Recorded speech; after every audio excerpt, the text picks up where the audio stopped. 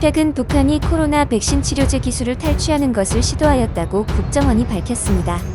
국정원은 16일 국회정보위원회에서 북한이 코로나 백신 치료제 관련 기술 탈취를 시도했다고 밝혔습니다. 이일 158만 건의 해킹 시도를 북한이 진행하여 백신에 대한 정보를 빼앗아 가기 위해 노력했습니다. 월스트리트 저널은 북한이 백신을 개발하는 한국, 미국, 영국의 제약회사들을 공격하였다고 밝혔습니다. 북한 해커는 제넥신, 화이자, 셀트리온, 신풍제약의 백신 정보를 탈취하려고 했습니다. 북한이 스스로 밝히기는 북한에는 코로나 환자가 없다고 하였는데 백신이 왜 필요해진 것일까요? 그것은 북한에 코로나 확진자가 한 명도 없다는 것은 터무니없는 거짓말이기 때문입니다. 국회 정보위 여야 간사인 더불어민주당 김병기 의원과 국민의힘 하태경 의원은 이날 정보위 회의에서 국정원이 이같이 보고했다고 전했습니다. 정보위 야당 간사인 하태경 의원은 이날 정보위 회의 후 기자들을 만나 사이버 공격이 매일 158만 건 발생했으며 이는 전년 대비 31% 증가한 것이라며 국정원이 대부분 선제적으로 차단했다고 밝혔고 북한뿐 아니라 중국, 러시아의 해킹도 있다고 밝혔습니다. WHO는 흔히 코로나19 검사의 인원수를 외부에 공개하지 않는다고 밝혔습니다. 북한은 지난해 총 13,259명을 대상으로 코로나19 검사를 진행했다고 밝힌 것을 마지막으로 관련 정보를 공개하지 않고 있는 현재의 상황입니다.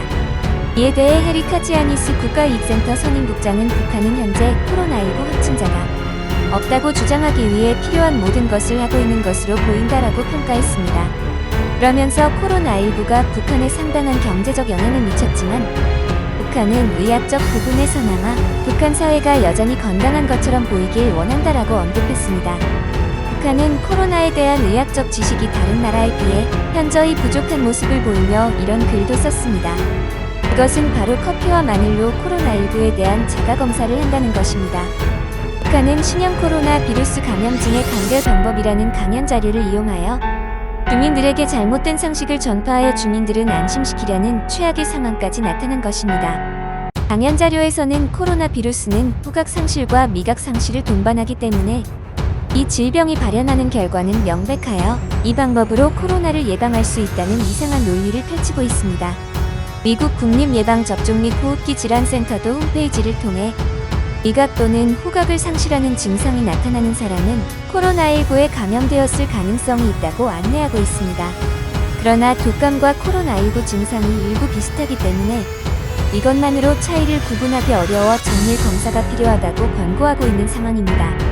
뉴욕타임즈는 북한이 국경이 봉쇄됨에 따라 이미 제재 조치로 인해 어려움을 겪고 있는 북한의 공식적인 대 중국 수출은 더욱 폭락했습니다. 중국 세관 데이터에 따르면 3월에는 61만 달러의 가치가 있었는데 이는 전년 대비 96% 감소한 수치입니다.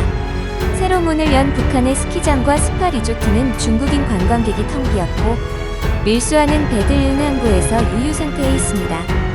북한은 코로나19 방역을 위해 국경을 봉쇄하면서 식량난과 함께 소아마비 백신까지 부족해진 것으로 알려졌습니다.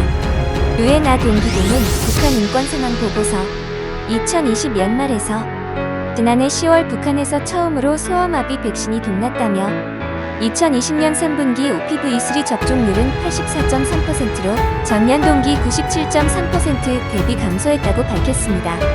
이에 북한이 살아남기 위해 선택한 방법은 바로 북한의 전문적인 해킹 조직을 이용해 외화를 훔치는 것입니다. 북한은 현재 북한군 정보기관 정찰총국 소속 해커 3명이 미국 정부와 방위산업체, 금융기관 등의 해킹을 시도했습니다. 이들은 금융기관과 기업을 겨냥한 공격을 통해 13억 달러가 넘는 돈을 훔치려고 하였고 정부와 방산업체 등에서는 정보를 훔치려고 시도한 것으로 보고했습니다. 해킹의 수법은 컴퓨터의 데이터를 암호화시켜 돈을 달라고 협박하는 랜섬웨어와 악성 코드를 활용하였습니다. 이러한 방법들은 북한 희화화 영화를 제작한 미국의 소니 픽처스를 해킹했던 수법과 일치하여 미국 재무부는 이러한 해킹 조직을 제재 대상으로 지정하였습니다. 북한은 현재 코로나19로 인한 국경 봉쇄로 러시아 정제유도 차단당한 상황입니다.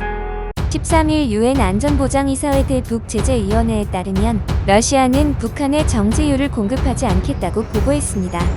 러시아가 북한에 정제유를 보내지 않은 것은 2018년 이후 처음으로 북한은 마땅한 대책을 세우지 못한 상황입니다.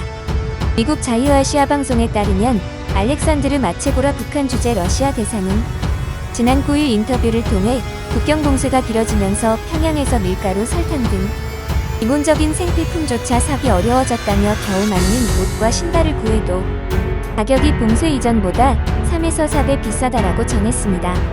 이어 마체고라 대사는 중국, 러시아 등으로부터 코로나19 유입을 막기 위해 지난해 1월부터 실시된 북한의 국경 봉쇄로 지금까지 북한으로 들어온 외국인이었고 북한 내 외교관과 직원들이 대규모로 북한에 떠나 많은 대사관이 활동을 중단했다고 말하였습니다. 역대급으로 최악의 상황에 직면한 북한은 현재 나라가 붕괴될 위기에 빠져있는 상황입니다. 시청해주셔서 감사합니다.